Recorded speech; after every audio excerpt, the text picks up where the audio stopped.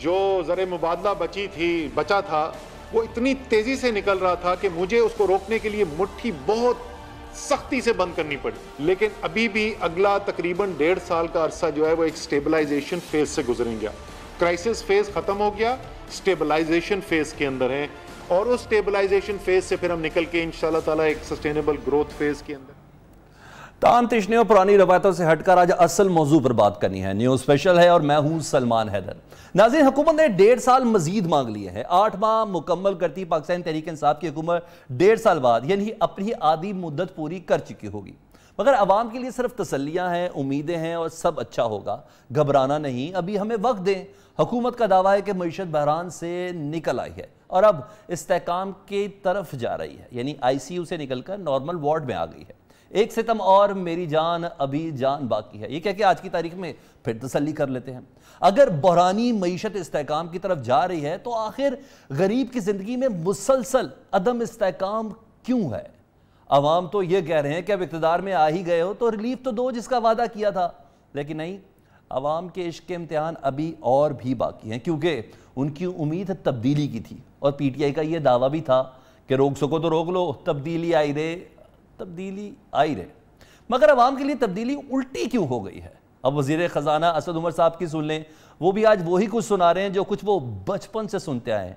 यूँ तो हम भी बचपन से सुनते आए हैं, वो क्या सुनते आए हैं उन्हीं से सुनते हैं। पाकिस्तान की मईशत के जो 3 बड़े बुनियादी मसाइल हैं, वो जब मैं कॉलेज में पढ़ने के लिए गया आज से 40 साल पहले, 40 साल पहले हमाद पैदा भी नहीं हुआ था। तो उस वक्त जब मैं वहाँ पे गया यूनिवर्सिटी में और हमने इकोनॉमिक्स पढ़नी शुरू की, तो वही जो 3 क्रोनिक डेफिसिट थे, fiscal deficit, current account deficit and saving investment gap, हम वहीं फंसे में। तो कोई भी जो मीडियम टर्म इकोनॉमिक फ्रेमवर्क हो, लॉन्ग टर्म इकोनॉमिक फ्रेमवर्क हो, उसका मेयार जो है आपको परखने का ये होगा कि क्या ये 3 बुनियादी मसाइल जो पाकिस्तान की मईशत के हैं, क्या ये इनको हल करने में कामयाब होगा या नहीं होगा। यानी हालात 40 साल पुराने ही हैं, लेकिन अगर हालात बेहतर ना हुए तो फिर यही कहेंगे ना, गज़ब किया जो तेरे वादे पर एतबार किया। थोड़ा थोड़ा गज़ब महसूस हो रहा है, क्योंकि अवाम को तो ये कहा गया था कि इक़्तिदार में आते ही सब कुछ बदल जाएगा, अवाम खुशहाली के सुनामी में बहते नजर आएंगे। मगर ऐसे में स्पीकर KP की भी एक बड़ी ज़बरदस्त स्टेटमेंट आई है। कहते हैं 1 रोटी खाओ और उम्मीद है कि कुछ अरसे बाद 2 की बजाय 2.5 रोटी मिलेगी। यानी मुझे ऐसा लग रहा है कि ये एतराफ़ है PTI का कि गरीब से 1 रोटी तो छीन ली गई है। सुन ले जरा उन्हें भी। दानिशमंदी से हमें चलना पड़ेगा, 2 रोटियों के बजाय 1 पे कुछ अरसे के लिए इक्तफा करना पड़ेगा, बट इंशाअल्लाह अल्लाह वो दिन जरूर लाएगा और बहुत जल्द कि 2 के बजाय आप 2.5 रोटियां। और सेहत की बात करें तो खबरदार, अगर हेल्थ कार्ड नहीं है तो बीमार नहीं होना, एमरजेंसी और ऑपरेशन की दवाएं नहीं खरीद सकोगे, इसलिए किसी किस्म के एक्सीडेंट से हमेशा बचते रहना है, क्योंकि ये जो दवाइयां हैं ये बहुत ज़्यादा महंगी हो गई हैं। कम से कम हुकूमती मौक़िफ़ इन 2 दवाइयों के सिलसिले में, इन 2 हादसात की सूरत में ज़रूर सामने आ चुका है। वज़ीर सेहत वफाकी का हो या सूबे का, अद्वियात की कीमतों में इजाफे पर बिल्कुल बेबस है। आमिर कियानी साहब कुछ दौड़ धूप तो कर रहे हैं, साफ कह भी रहे हैं कि जो कुछ किया है हमने नहीं किया। गुज़िश्ता बरस सुप्रीम कोर्ट ने हुकूमत को ड्रग पॉलिसी लाने की हिदायत की थी और कीमतें बढ़ाने का फैसला किया था, तो नून लीग की हुकूमत यानी शाहिद खाकान अब्बासी की कैबिनेट ने यह फैसला किया था। बात सच है, अगर वफाकी वज़ीर साहब ने कुछ किया होता तो अवाम को महंगी दवाइयाँ ना खरीदनी पड़ती और आज की तारीख में छापे ना मारने पड़ते। ऐसे में यास्मीन राशिद साहबा सहाफ़ियों के सवालात के सामने इस तरह बेबस ना होती कि हमें ऐसा लग रहा था कि काफ़ी सुबकी हो रही है। आपके जो ये मेडिसिन है इसमें 80% इम्पोर्टेड मटेरियल पड़ता है, रॉ मटेरियल 80% इम्पोर्टेड है। अब इम्पोर्ट होकर जब चीज़ बनती है और डॉलर का इम्पैक्ट आता है और डॉलर रेगुलरली बढ़ता गया, और इस बार जो इम्पैक्ट आया सुप्रीम कोर्ट के डायरेक्टिव थे उसके मुताबिक अमल दरामद किया। और ये जो आप बात कर रहे हैं, जो मेजर दवाइयाँ जिसकी आप बात जिक्र कर रहे हैं, वो 2018 मई में अप्रूव हुई थी कैबिनेट से और फिर सुप्रीम कोर्ट से इंडोज हुई थी और हमें इम्प्लीमेंटेशन के लिए कहा गया था। आम मेडिसिन जो है ना اس کی قیمت نہیں بڑی ان میڈیسنز کی قیمت ہے جو آپ کی اسینشلی آپ کو کسی آپریشن کے دوران ضرورت ہوتی ہیں. ہماری پوری کوشش ہے کہ جو بندہ افورڈ نہیں کر سکتا ان کو ہم کارڈز دے دیں تاکہ وہ اپنی دوائی بھی اس سے لے سکیں. ٹھیک ہے. میں نے آپ کو بتایا کہ قیمتوں میں جو بڑھے ہیں وہ فیڈرل گورنمنٹ کی. فیڈرل میں بھی تو آپ کی گورنمنٹ ہے. نہیں جی ٹھیک ہے. تو میں نے آپ کو بتایا کہ یہ بات ان کے سامنے بار بار ریز کی ہے اور ان کو کہا ہے کہ اس کے اوپر آپ نظر ثانی کریں اور دیکھیں کہ ہم کس طرح میڈیسن ریڈیوس کر سکتے ہیں اور کوشش کریں. اچھا میڈم ایک میرا سوال ہے. جی ہاں، عام دوائیں بڑی نہیں ہیں. کچھ دواؤں کا نام آپ کے سامنے لے لوں. لوپرین، مائٹیکا، نوکلوٹ، زولفٹ، رائزک، لیزک، ڈیوڈرٹ، پیراسٹامول، اس طرح کی بے شمار ایسی دوائیں ہیں جن سے نہ ہمارے وفاقی وزیر جان پائے ہیں، جن سے متعلق نہ ہی یاسمین راشد صاحب اس بات کا احاطہ کر سکے ہیں یہ کون سی دوائیں ہیں. یہ ساری لائف سیونگ ڈرگز ہیں.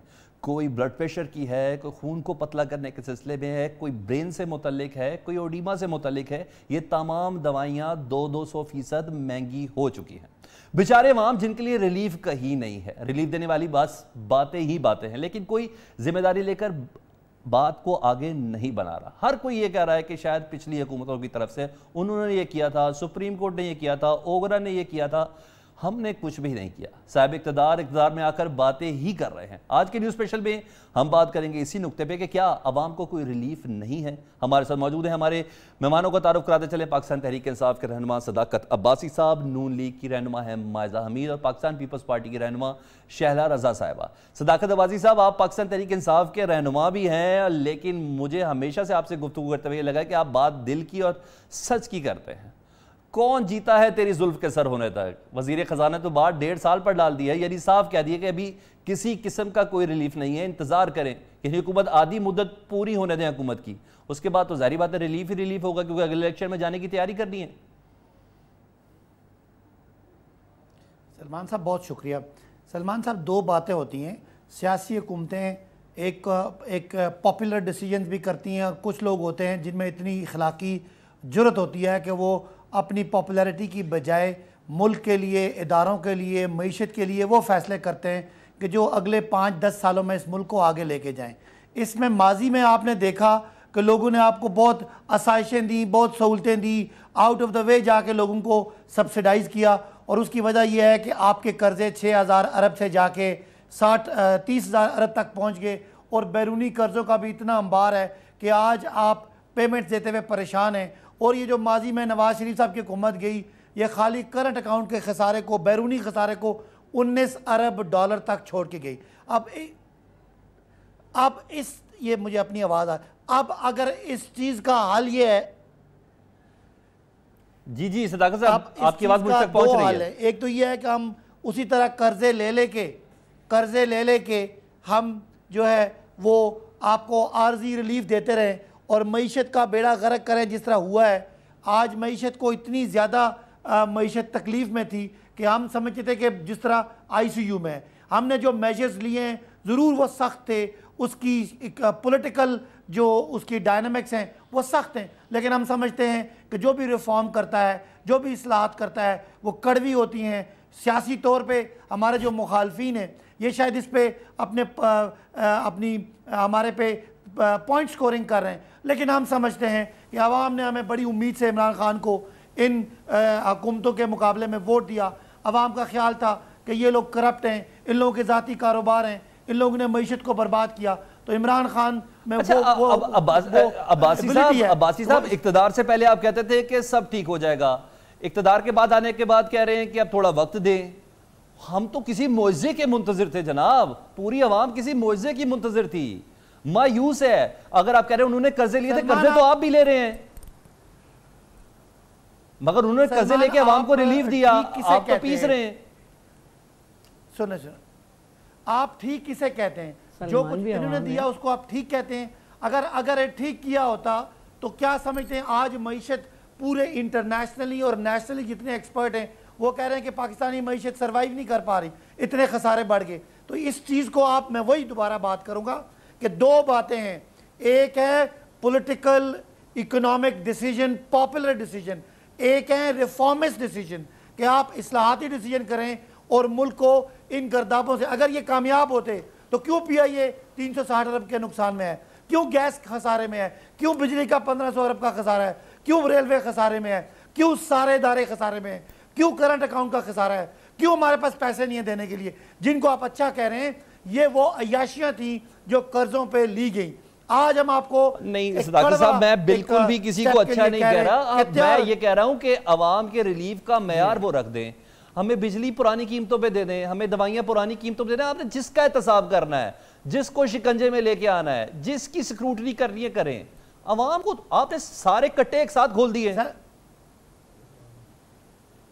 سلمان، آپ جو اکاؤنٹیبلٹی کی ڈیبیٹ ہے، میں تو پیورلی معیشت کے بارے میں بات کر رہا ہوں کہ معیشت کو ریفارم کی ضرورت ہے۔ اگر نواز شریف صاحب مہنگے بجلی کے منصوبے لگا کے ان کی کیپیسٹی پہ پیمنٹ کر کے دیں گے تو آپ کو جو 1100 ارب کا جو سرکولر ڈیٹ تھا وہ اب 1500 ہو گیا، کل وہ 2000 ہو جائے گا، آپ کی بجلی بند ہو جائے گی۔ تو ہم نے کیا کرنا ہے؟ اس خسارے کو کور کرنا ہے۔ جو آپ کو ٹیکسوں میں اور جو خرچے میں سبسڈیز کا گیپ تھا اس کو ہم نے لیول کرنا ہے۔ جو امپورٹ اور ایکسپورٹ کا فرق ہے اس کو ہم نے کم کرنا ہے۔ یہ ساری میرے بھائی وہ باتیں جس سے عوام چلے میں مائزہ بی بی سے سوال کر لیتا ہوں اور ہمیں احساس ہے لیکن نکالنا ہے اس کو۔ سارے فساد کی جڑ تو نون لیگ ہے نا، چلو مائزہ بی بی سے بات کر لیتے ہیں۔ مائزہ بی بی، نون لیگ تو اس حکومت کو وقت دینے کی باتیں کر رہی ہے، آپ بھی 1.5 سال انتظار کریں گے یا عوام کے لیے سڑکوں پہ نکلیں گے، حکومت کے خلاف جائیں گے؟ کس طرح اس سچویشن کو کس طرح ہینڈل کریں گے کہ وقت ہی دینا ہے؟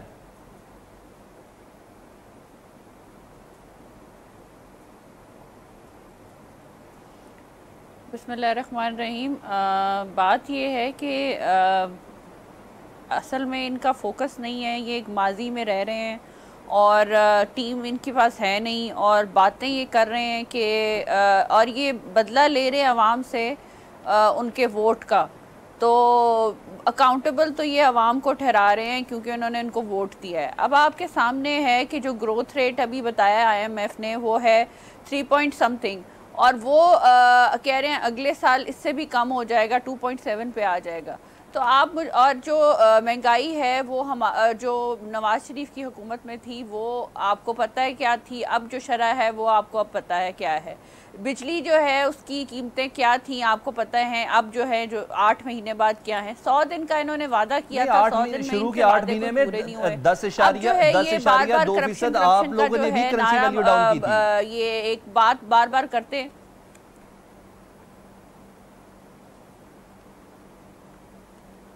دیکھیں میں تو آپ سے پورے PMLN کی ٹینیور کی بات کر رہی ہوں کہ کس طرح جو ہے پچھلی حکومت نے جس طرح بار بار پچھلی حکومت کی بات کرتے ہیں، اس میں تو 12 گھنٹے لوڈ شیڈنگ بھی ہوتی تھی۔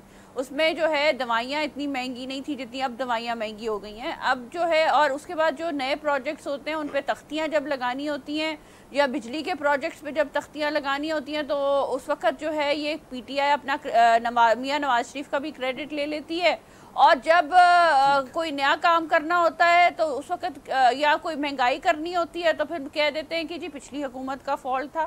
مجھے یہ بتا دیں کہ جو دوائیاں مہنگی ہوئی ہیں وہ کس وجہ سے مہنگی ہوئی ہیں؟ ایک دوائی جو ہے وہ 500 روپے کی ہے اور وہ عام دوائی ہے، وہ کوئی لائف سیونگ ڈرگ بھی نہیں ہے، اس کو آپ نے 900 روپے کا کر دیا ہے، اور آپ کہہ رہے ہیں پچھلی کیبنٹ کا ڈیسیجن تھا۔ اگر پچھلی کیبنٹ کا ڈیسیجن تھا تو آپ اس ڈیسیجن کو ریورس کر لیں۔ اب نئی کیبنٹ آئی ہے، نئی گورنمنٹ آئی ہے، آپ کورٹ میں چلے جائیں اگر آپ کو عوام کا اتنا خیال ہے۔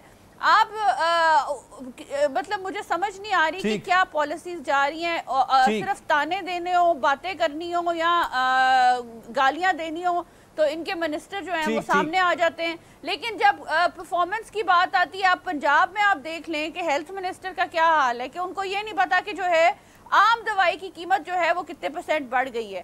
آپ یہ اندازہ لگائیں کہ سوائے انتقامی کاروائیوں کے وہ اپوزیشن ممبرز کے علاوہ یہ بتا دیں کہ 8 مہینے میں انہوں نے کیا ریلیز کیا عوام کو۔ ٹھیک ہے شیلا رضا صاحبہ، نون لیگ کی حکومت یہ کہہ رہی ہے، نون لیگ پارٹی یہ کہہ رہی ہے کہ موجودہ حکومت کو وقت دینا چاہیے کیونکہ یہ شاید اپنے وزن کے نیچے ہی گر جائے، اس لیے کسی تحریک کو چلانا اس وقت خارج سے امکان ہے۔ ایک صوبے میں تو آپ کی حکومت ہے، آپ لوگوں نے بھی تو عوام کو ریلیف دیا، کیا دیا؟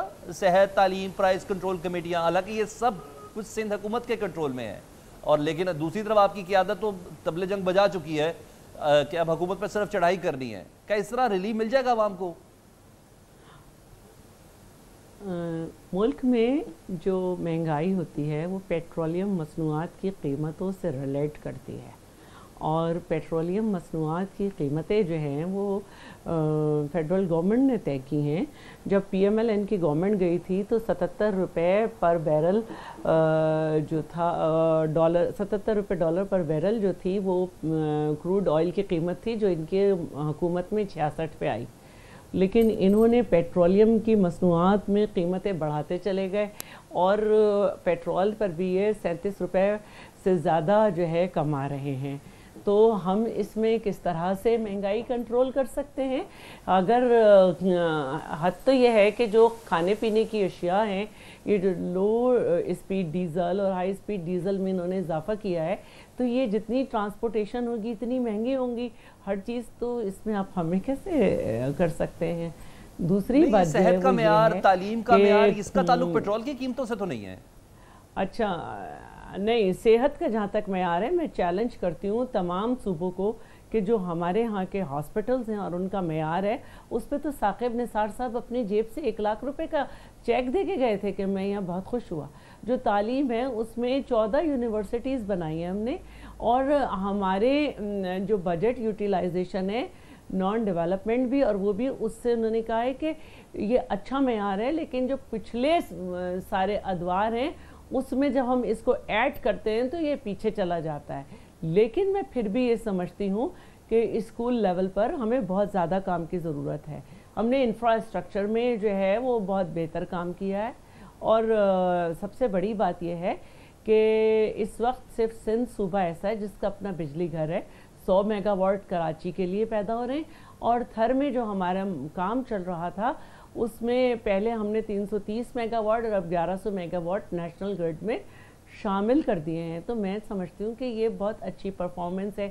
پھر اب آپ تھر پہ جائیں گے، تھر میں ہمارے ساتھ یورپی یونین کام کر رہی ہے. نیونیٹل ڈیتھ ریٹ جو ہے وہ یورپی یونین کی رپورٹ ہے کہ 50% ڈیکریز ڈاؤن ہوا ہے. اور صرف پورے پاکستان میں سندھ کے اندر پیپلز پاورٹی ریڈکشن پروگرام 2010 میں شروع ہوا تھا 2 یو سی سے. یہ بھی یورپی یونین کے ساتھ ہے. اس وقت یہ 17 یو سیز میں ہے، 17 ڈسٹرکٹ میں ہے، اور اس کی 13 لاکھ خواتین بینیفیشری ہیں جن کو اکنامک امپاورمنٹ ان کی جاتی ہے، چھوٹے قرضے دے کر، انٹرسٹ فری لون دے کر. تو ہم اپنے ہاں کام کر رہے ہیں، اور اسی لیے ہم پہلے سے زیادہ بہتر رزلٹ پا رہے ہیں. اور تعلیم کے سلسلے میں اسپیشلی کیا کر رہے ہیں آپ لوگ؟ منوں کے حساب سے تو پھرے اور بوٹیا اور واٹس ایپ گروپ چل رہے ہیں، امتحان سے پہلے ہی پیپر آؤٹ ہوتے ہیں. یہ تو کسی صوبے میں بھی نہیں دیکھتے ہم لوگ. ایسی بات نہیں ہے. اور یہ جو نقل کا رجحان ہے یہ بڑے عرصے سے تھا، اب یہ کافی حد تک کنٹرول ہوا ہے. اب یہ ہائی لائٹ ہو جاتا ہے، لیکن حقیقت یہ بات ہے کہ یہ پہلے سے بہتر ہوا ہے. اور میں ایک بات اور کہنا چاہتی ہوں کہ صرف سندھ ریونیو بورڈ ہے جس نے ریونیو کلیکشن پلس میں کیا ہے. پہلے +14 تھا، اب اس سے زیادہ ہے. باقی نہ ایف بی آر نہ تینوں صوبوں کا ریونیو بورڈ کام کر رہا ہے، بلکہ ایف بی آر نے ہمارے سندھ کے ریونیو میں سے مسلسل کٹوتی کرتے کرتے یہ وقت کر دیا ہے کہ آج سی ایم نے آواز بلند. ٹھیک ہے اشارہ صاحب، ایک بریک لیتے ہیں، بریک کے بعد دوبارہ حاضر ہوتے ہیں. چھوٹی سی بریک.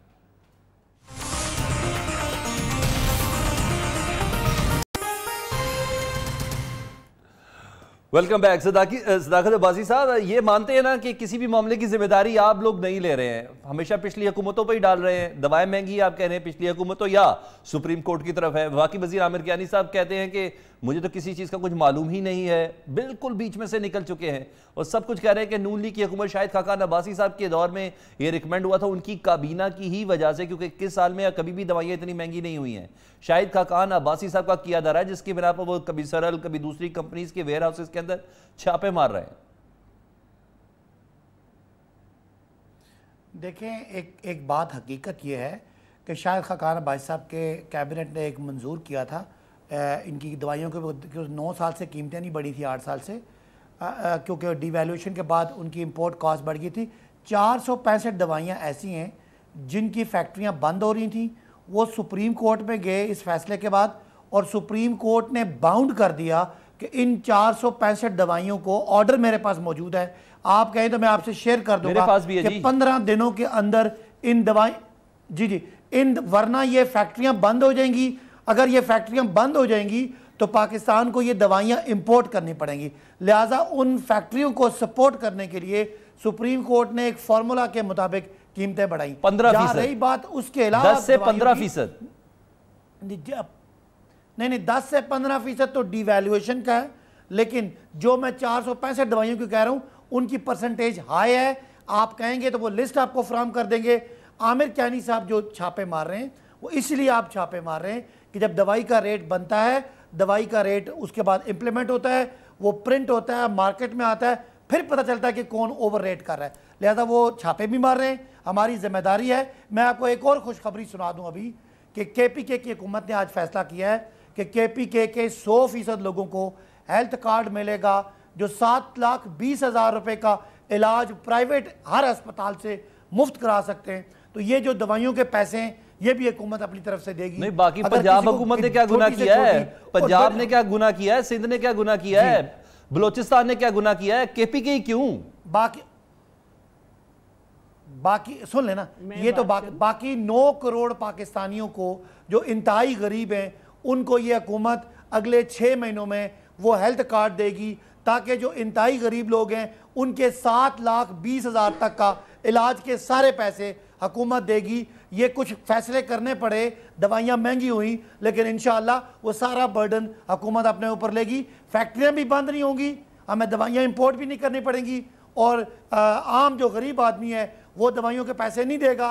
अमीर बंदे जो आपकी तरह मेरी तरह के हैं उनको 10-15% से फर्क नहीं पड़ता, बिकॉज डिवैल्यूएशन हुई है 35%। चले शुक्रिया सर, एक खुशखबरी और होप तो आपने दी है ना। इम्पोर्टेड जी माजा साहबा, मुश्ताक गनी साहब स्पीकर हैं, उनका मशवरा आप मानेंगी? एक रोटी खाना शुरू कर दिया आपने?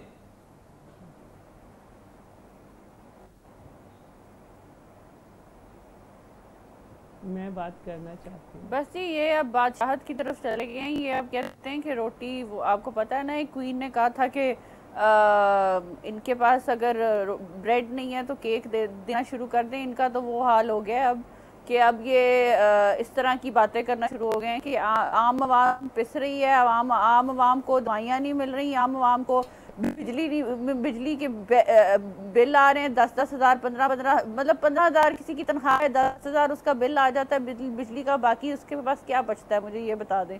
आप बेसिक जो नेसेसिटीज हैं उस आवाम के इलाज बचता है, इलाज, और आप बातें कर रहे हैं हेल्थ कार्ड की। हेल्थ कार्ड भी मियां मोहम्मद नवाज शरीफ ने शुरू किया था। जिस तरह की महंगाई कर दिया तो नहीं था जी, जिस तरह की महंगाई कर रहे हैं, मुझे ये बताएं कि ये सारी आवाम को हेल्थ कार्ड देंगे? शायद हमें भी हेल्थ कार्ड की जरूरत पड़ जाए जिस तरह की महंगाई इन्होंने की है। ठीक जी, शैला साहब आप रिस्पॉन्ड करना चाह रही हैं प्लीज? शैला साहब आप रिस्पॉन्ड करना चाह रही हैं? मुश्ताक अली का मशवरा अमल किया, आज से रोटी खाना शुरू किया आपने? और मैं ये बात करना चाहती हूं, एक सूबे की बात कर रहे हैं, हमने सारे सूबों में लॉन्च किया था। ठीक है मैं एक मिनट बात सुन ले, एक मिनट जो चीजें मियां मोहम्मद नवाज शरीफ ने की, उनके फीते काटते हैं और उनको क्रेडिट खुद ले लेते हैं। और अगर जो चीजें जो है ये खुद गलत कर रहे हैं, जिस तरह महंगाई कर रहे हैं, जो बेसिक नेसेसिटीज है वो नहीं दे रहे, इंतकामी कार्रवाइयां कर रहे हैं, वो ठीक माजा साहब, आपका पॉइंट आ गया। आप मुझे बताएं कि क्या कैबिनेट से ये किसी को कार्ड मिला नहीं है? दवाइयां मियां साहब ने सोचा ही था। ठीक माजा साहबा, मुझे शैला साहबा की तरफ जाना है। जी शैला साहबा आप रिस्पॉन्ड कर दें प्लीज। मैं दोनों से ये कहना चाहती हूँ, आपके पास कैसे प्रूफ है कि किसी को कार्ड नहीं मिला? मुझे ये बता दें, ये आपके पास कैसे प्रूफ है कि किसी को कार्ड नहीं मिला? इस तरह की जो लापरवाही की और जिस तरह की आप स्टेटमेंट्स देते हैं, ये आपको वापस जो है दोबारा जो है साहबा, मैं प्रूफ का पूछ लेता हूँ ना। इनका अभी शैला साहब को रिस्पॉन्ड कर रहे थे प्लीज। मैं आपको बार बार कह रही हूँ कि झूठ ना बोले। जो झूठ बोल रहे हैं, जो कंटेनर पे झूठ बोले थे, आज उनका खुमियाजा भुगत रहे हैं आप लोग। अब फिर झूठ बोलेंगे, उसके बाद फिर अभी आपके एक मिनिस्टर ने कहा है कि हम लोग जो है चंद हफ्तों में जो है इकोनॉमी को रिवर्स कर लेंगे, फिर जो है आपसे यू टर्न लेंगे। जी ठीक है माजा साहब, आपका पॉइंट आ गया। प्लीज जरा शैला साहब को रिस्पॉन्ड कर दें। जी शैला साहब। میں دونوں سے معذرت کے ساتھ ایک بات کروں گی کہ یہ جو انکم سپورٹ پروگرام تھا یہ ایک کمپریہنسو پروگرام تھا جس میں وسیلہ صحت، وسیلہ روزگار اور وسیلہ تعلیم اس کے کمپوننٹس تھے۔ وسیلہ صحت میں جو تھا وہ ہیلتھ کارڈ تھا، اور وسیلہ تعلیم میں اس کے بچوں کی تعلیم تھی اس عورت کے جس کو یہ ملنا تھا، اور وسیلہ روزگار یہ تھا کہ 3 سال تک جس کو ملتا تھا اس کے بعد جو ہے اس کو قرآن دازی کر کے اس کو ایک اپنا بزنس کرنے کا موقع دیا جاتا تھا۔ لیکن افسوس کی بات ہے کہ اس کو اس طرح سے نفاذ نہیں کیا گیا، اور پھر وہ مریم صاحبہ کے نام سے کچھ کمپوننٹ شروع کیے گئے، اور وہی اب پی ایم ایل یہ پی ٹی آئی بھی کر رہی ہے۔ اور جہاں تک فری علاج کی بات ہے، سندھ میں ماشاءاللہ دل کا ہر علاج، آپریشن سے لے کے اسٹنٹ سے لے کے، یعنی گالی مکا دیا آپ نے نا کہ یہ پی ٹی آئی کا بھی کریڈٹ نہیں ہے، یہ نون لیگ کا بھی کریڈٹ نہیں ہے، یہ دراصل بیسک انکم سپورٹ پروگرام کا کمپوننٹ تھا جس کو یہ لوگ شروع کر رہے ہیں۔ بالکل۔ اور میں ایک اور بات کہنا چاہتی ہوں صداقت عباسی صاحب سے کہ دیکھیے آپ کا 6 مہینے میں 7 مہینے میں جو ملے گا کارڈ، اس وقت تک کیا یہ شرط ہے کہ دواؤں کو مریضوں کی پہنچ سے دور رکھیں؟ موت ہونے کی صورت میں باڈی جب ملے گی جب دواؤں کے پیسے دے دیں گے، ٹھیک ہے، یہ لکھ دیں آپ پوری جگہوں پہ۔ یہ طریقے صحیح نہیں ہے، آپ کو سمجھنا پڑے گا کہ آپ کیا مذاق کر رہے ہیں۔ لفظوں کے ہیر پھیر سے آپ یہ شو نکال سکتے ہیں، عوام کی تکلیف نہیں دور کر سکتے۔ آپ کو یہ سمجھنا ہوگا کہ یہ قصے سن کے عوام کا پیٹ نہیں بھر رہا کہ بھائی اتنی مہنگائی ہو گئی، کیا کریں، پرانی حکومت نے کیا، یہ دکھڑا سمجھ گیا نا، صرف قصے نہیں سنانا، پریکٹیکلی بھی کچھ کرنا ہے اور ذمہ داری اپنی لینی بھی ہے۔ بہت شکریہ پیپلز پارٹی کی رہنما شیلا رضا صاحبہ، مائزہ حمید صاحبہ، آپ کا بہت شکریہ، تحریک انصاف کے ایک سچے رہنما صداقت عباسی صاحب ہم سے گفتگو کر رہے تھے، آپ سب کا بہت شکریہ۔ یہاں ایک بریک لیتے ہیں، بریک کے بعد دوبارہ حاضر ہوتے ہیں۔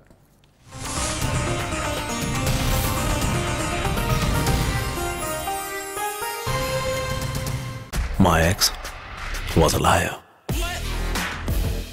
سفید جھوٹ کچھ دنوں کے لیے ٹھیک ہو جاتا تھا، مگر ویلکم بیک ناظرین۔ ایک اور اہم مدعا جو آج ڈسکس کرنا بہت ضروری ہے، بھارت جس نے پاکستان کے خلاف دیگر محاذ تو کھولے لیکن معاشی محاذ پر بھی سازشیں شروع کی ہوئی ہیں، جیسے کہ آئی ایم ایف پیکج رکوانے کے لیے امریکہ میں بھارتی لابی ایک بار پھر سے سرگرم ہو چکی ہے۔ جی ہاں، امریکی کانگریس کے 3 اراکین نے پاکستان کا آئی ایم ایف سے معاہدہ رکوانے کے لیے امریکی سیکرٹریز آف اسٹیٹ اور ٹریجری کو خط لکھا ہے۔ کانگریس اراکین نے کہا ہے کہ آئی ایم ایف کو پاکستان سے معاہدہ کرنے سے روکا جائے۔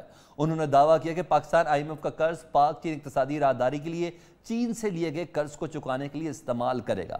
کچھ عرصہ قبل ڈونلڈ ٹرمپ صاحب نے بھی آئی ایم ایف کو باقاعدہ طور پر، ورلڈ بینک کو باقاعدہ طور پر مخاطب کرتے ہوئے کہا تھا کہ پاکستان کو قرضے دیتے ہوئے تھوڑا احتیاط سے کام لے۔ یہ ہے بات ساری ایک لابی کی، جو بھارت کی لابی ہے، جو نہایت سپیریئر وے میں اس وقت ایگزسٹ کر رہی ہے۔ ایک دوسرا بھی معاملہ ہے، وہ بڑا حل طلب ہے کہ پاکستان نے ایف اے ٹی ایف کی دہشت گردوں کی مالی معاملات روکنے کی شرائط پر عمل درآمد کو مزید تیز کرتے ہوئے ملک بھر میں 4863 افراد کے بینک اکاؤنٹس منجمد کر دیے ہیں۔ نیشنل کاؤنٹر ٹیررزم اتھارٹی کی رپورٹ کے مطابق ان اکاؤنٹ سے 13 کروڑ 60 لاکھ روپے بھی ضبط کر لیے گئے ہیں۔ اس کے علاوہ ملک بھر سے 178 افراد کا نام 4تھ شیڈول میں شامل کیا گیا ہے۔ اس سے پہلے 8307 دہشت گردی ایکٹ کے تحت افراد کا نام 4تھ شیڈول میں ہے اور 69 تنظیموں کو کالعدم قرار بھی دیا جا چکا ہے، جبکہ 2 تنظیموں کی نگرانی کی جا رہی ہے۔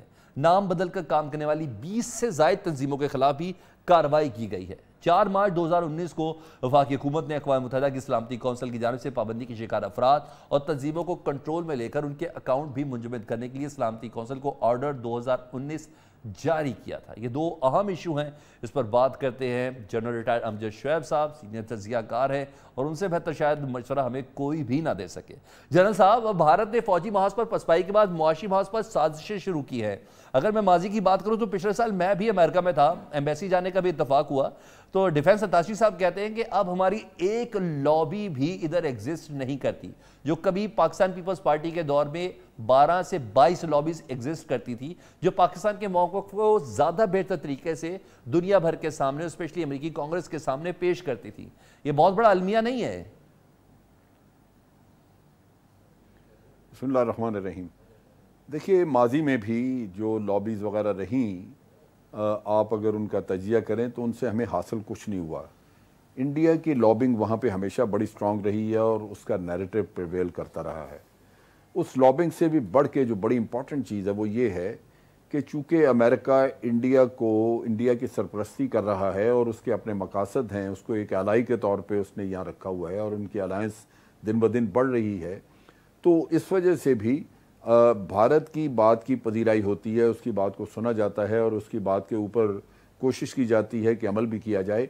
आप देखिए कि जब न्यूक्लियर वेपन्स का, न्यूक्लियर टेक्नोलॉजी के शेयर करने का भारत के साथ एग्रीमेंट किया गया, तो चूंकि भारत ने एनपीटी पे दस्तखत नहीं किए हुए थे, अमेरिका को खास तौर पे अपने मुल्क का कानून बदलना पड़ा। बिल्कुल, यानी ये इतना बड़ा स्टेप था, वरना तो आपको कह दिया जाता है कि जी हमारा कानून इजाज़त नहीं देता, लिहाजा हम ये नहीं करेंगे। लेकिन जहाँ ये असल में समझना चाहिए कि ये एक मुनाफकत की सियासत है, मुनाफकत है, ज़ाती मफादात से आगे कोई चीज़ नहीं है। तो चूँकि ज़ाती मफादात उस मुल्क के अपने मौजूद हैं, तो वो हर तरह के काम करने को तैयार है भारत के कहने पे। आपको याद होगा कि पिछले दौर में 8 F-16 हमें मिलने वाले थे और भारत के कहने पे अमेरिका ने वो नहीं दिए। तो लॉबी वगैरह कोई नहीं थी। ये आप देख लीजिए कि जहां मकासद इकट्ठे हो जाते हैं। फिर दहशतगर्दों की लिस्ट में तो मोदी का नाम था, कानून में तब्दीली करके उसको बाकायदा दावत दी गई। देखे ना, उसको भी दावत दी गई। तो मकसद कहने का ये कि असूल तो नहीं है कोई भी। ये कहना कि जी हम ह्यूमन राइट्स की पासदारी करते हैं, हम असूलों पे चलते हैं, कवानीन ये हैं वो हैं, ये सारी चीज़ें जो हैं ये सिर्फ ज़बानी कलामी आप लोगों को। अच्छा, मशवरे की तरफ आए तो आप क्या समझते हैं भारतीय लॉबी को हम किस तरह काउंटर कर सकते हैं? देखिए, काउंटर करने के लिए एक ही रास्ता था हमारे पास, वो ये था कि अफ़गानिस्तान में जिस तरह अमेरिका को हमारी हेल्प की ज़रूरत थी और वो ये कह रहे थे बार बार, तो अमेरिका ने तो हर तरह से हमारे रास्ते बाकी के तो बंद कर ही दिए थे। अब चीज़ ये है कि FATF का किस्सा हो या IMF की कहानी हो, FATF में भी हमें ले जाने वाला अमेरिका था। बिल्कुल। FATF के अलावा IMF के ऊपर आपने देखा कि बहुत पहले से उन्होंने कदगन लगा दी थी। पोम्पियो ने स्टेटमेंट दी थी कि ये हम नहीं होने देंगे, ये चाइना का कर्जा उतारने के लिए। मैं जरा साहब सॉरी आपकी गुफ्तगू काट रहा हूं, एक ग्रे लिस्ट से निकलने के लिए हम बड़ी मुस्बत कार्रवाइयां कर रहे हैं। कोई मुस्बत असरात भी मिलेंगे? आप समझते हैं कि सिर्फ हमारी कार्रवाइयां ही काम आएंगी? 4 मजीद 178 अफराद के नाम 4th शेड्यूल में शामिल किए गए हैं। देखें, चीज़ ये है कि ये जो सूरत हाल है FATF की, यहाँ पे भी सियासत है और अपने सियासी मकासद के लिए इस चीज़ को इस्तेमाल किया जाता है।